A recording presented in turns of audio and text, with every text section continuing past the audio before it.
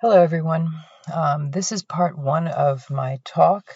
In this first part, I'm going to look at the front matter of the text that we've read. I'm going to review the historical context of where Socrates and Plato fit with the philosophy that we're reading. And I'm going to review it quickly because Dr. Trashati and Dr. Singer have really done a good in-depth job of reviewing the history already. I'm going to also look at where this text falls within the readings we've done so far and look ahead to where we're going next. So again, please send your questions for the Q&A to me at my Hofstra email, maria.cipriani@hofstra.edu. So I'm thinking of the Phaedo as a sequel to the Apology. It is an account of Socrates' last hours on Earth. It is written sometime after the actual events of Socrates' death, so it wasn't written immediately after the death, and it was not clear when it was written, but sometime after 399 BCE. And Plato, even though this is a Platonic dialogue, Plato was not present.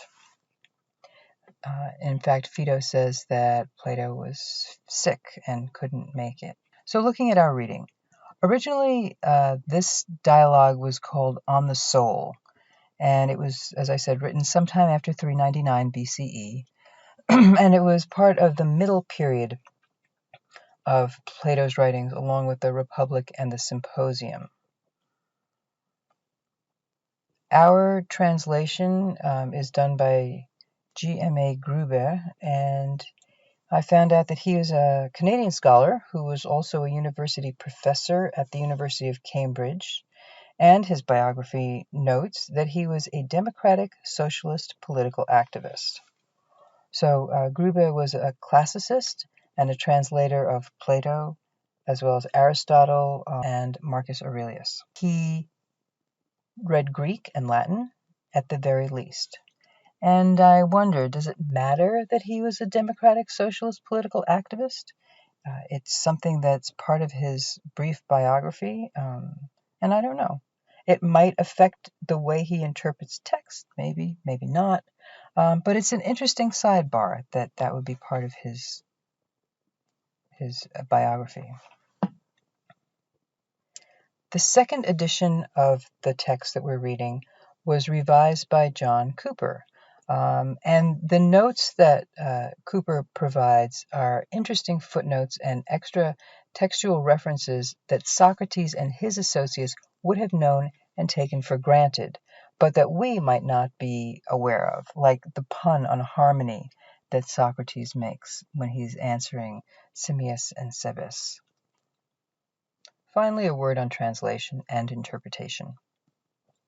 As Dr. Keller and others have already noted, the majority of the text that we will read this semester will be in translation.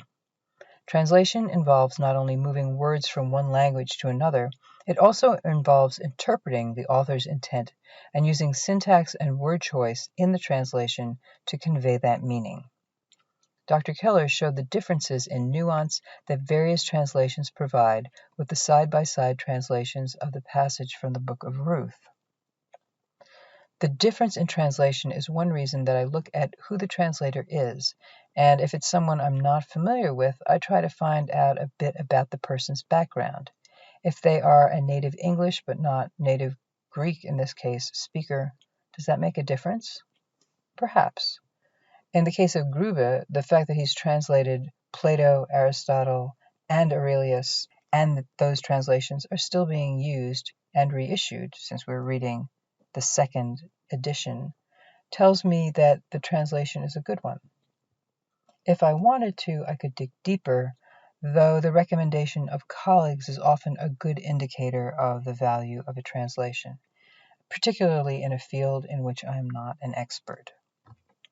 So having looked at the translation and the revised edition, I move on to the historical context.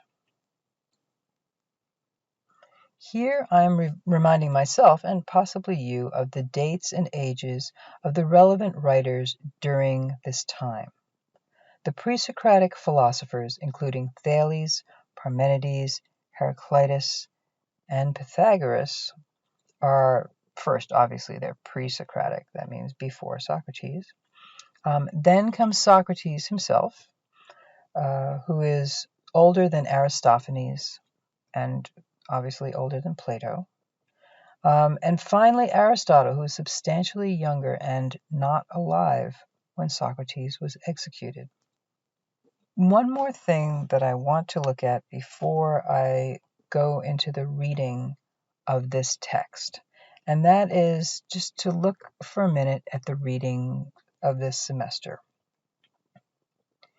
Here's a list of what we have been and will be reading. There's the Phaedo highlighted. And when I put that on a 4,000-year timeline, the readings look like this, with the red lines down to the approximate place on the timeline that these texts fall. And the Phaedo is there in red. And of course, these are approximations, as I've said, but in my mind now I can see the layout in time of these texts. And I note that the nominal year 0 in the center is a place where many more texts seem to be falling on the plus side of the 0 than the BCE side. But I also note the fact that Ovid is the only writer that we're going to be reading whose life crosses from the BCE to the CE side. As an Americanist, I also noted on my timeline where 1776 falls up there on the right. And that's just to contextualize for myself where the cradle of civilization, as the Athenians were considered, and where one of the first democracies falls in time compared to the start of our representative democracy. We're reading about the decline of the golden age of Greece, but there's still a very long distance between that democracy and ours. Speaking of history, as I was Googling around, I found an interesting paralleling of Socrates to Jesus. Obviously, Jesus arrives more than 400 years later, and he's executed about 430 years after Socrates. And the parallels between Jesus and Socrates are interesting and worth noting. They were both teachers. They were both considered gadflies in their respective communities. And they both had loyal followers, and both of them never wrote their own teachings down. Someone else was responsible for writing their teachings after their death. I Googled to see if there were any other teacher activists of the same magnitude, and I didn't find any, though Gandhi and Martin Luther King Jr. are honorable mentions. However, both of those activists did write, and both also had the benefit of modern media to further their causes. They too were gadflies, and they both had people who followed them. But I couldn't think of anybody else who were as parallel as Socrates and Jesus. If you can think of anyone that I did not, please send me an email. I would be interested to know who else there is. But for now, that's all for part 1. I will see you in part 2.